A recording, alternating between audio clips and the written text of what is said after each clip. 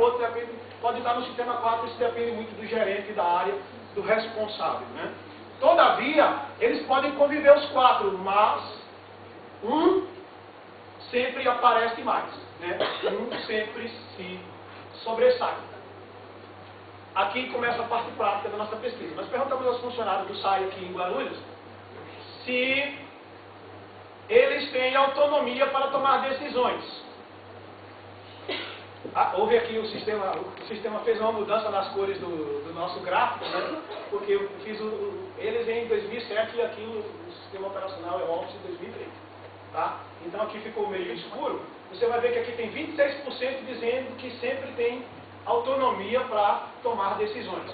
E mais embaixo tem 16% dizendo que quase sempre tem autonomia para tomar decisões. Somando, você tem 42% dos funcionários da autarquia dizendo que tem autonomia para tomar decisão no dia a dia. Aí você pega os nunca, que dá 30%, e os raramente, dá 28%. Você somando, dá 58%. Portanto, a maioria dos funcionários da empresa dizem que não tem autonomia para tomar decisões. Nós perguntamos ao funcionário da empresa também se eles concordavam com os métodos que o SAI utiliza para promover as pessoas, né? E aí nós obtivemos essa informação, né? 18%, né, respondeu que, deixa eu ver aqui, porque com a mudança das cores aqui, Raramente. os 18% raramente, né, concorda, e 49% diz que nunca. 16% diz que quase sempre, né? E 10% diz que sempre. Vamos fazer um resumo disso aqui. 10 com 16 dá 26. É o número de pessoas que responderam ao nosso questionário que aprova, que é legal o modo como a empresa promove. E 67% disse que não concorda, portanto a maioria. Eu peço que preste atenção nesse dado aqui, porque nós vamos voltar a falar disso mais na frente. 7% preferiu calar a boca, preferiu não falar nada. Nós perguntamos ao funcionário da empresa se ele tinha vontade de ter um canal, um meio de comunicação com a autoridade maior do SAI, que é o superintendente. E os dados estão aí. 70% respondeu que sim, que queria ter um meio de comunicação para reclamar do superintendente, fazer elogio da sugestão. 28% disse que não precisava, não quer nem graça para o superintendente. E 2%, novamente, presta atenção nesse dado, 2% diz que prefere ficar calado.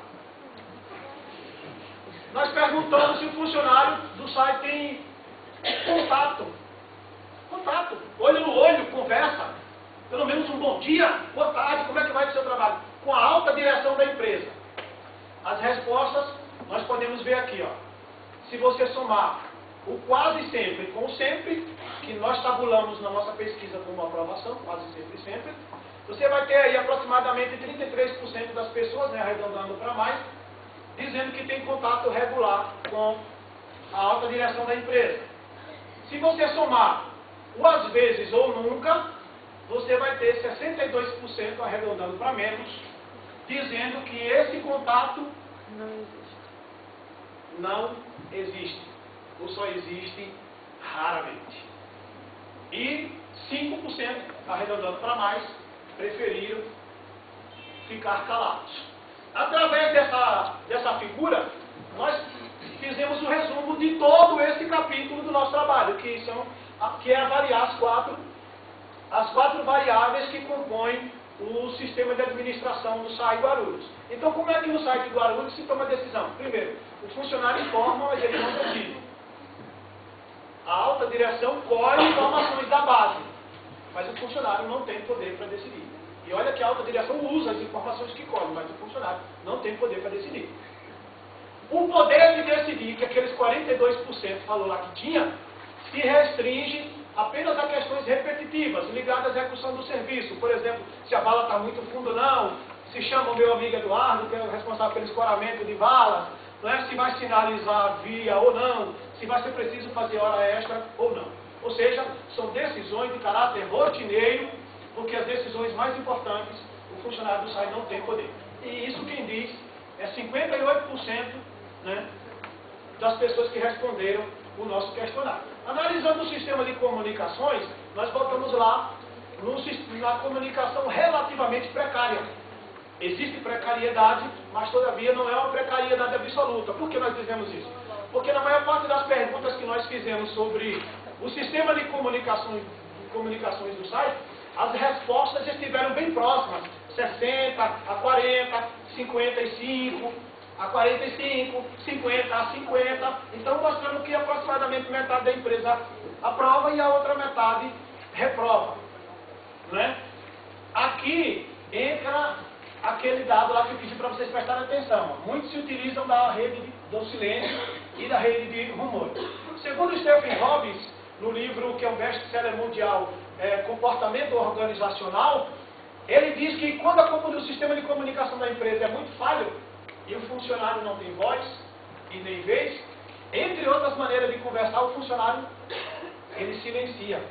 Todavia, o administrador não deve ver o silêncio como uma não comunicação. É, sim, uma forma eficiente de se manifestar.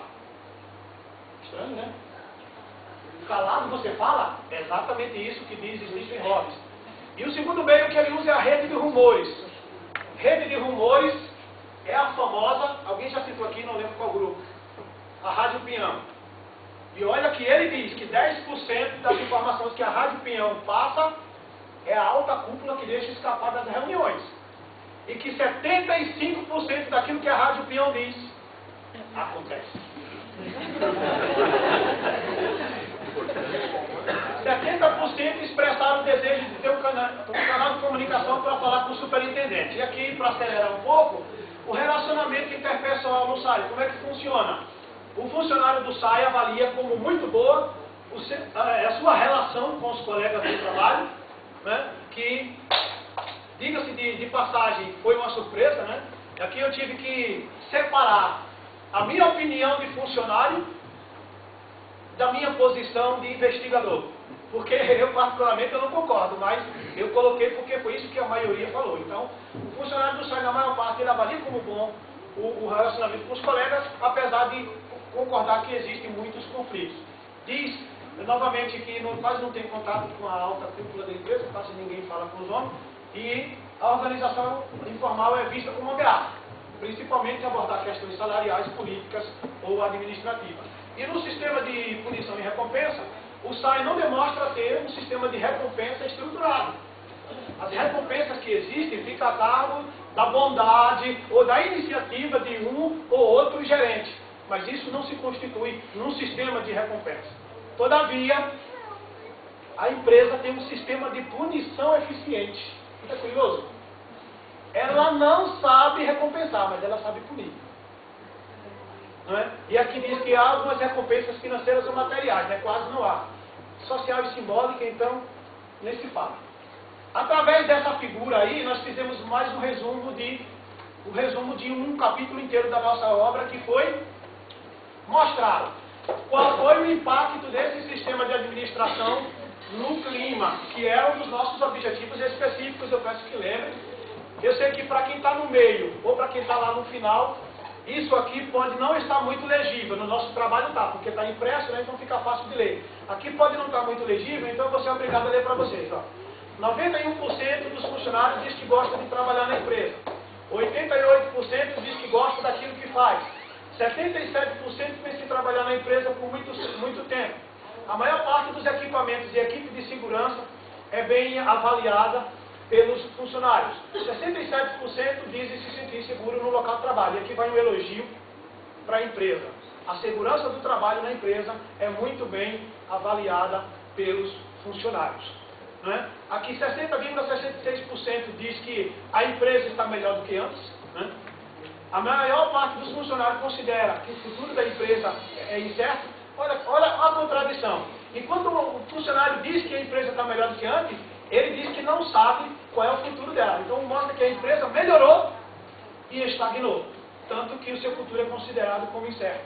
59% deseja alcançar um cargo de chefia e liderança, porque não sai o cargo de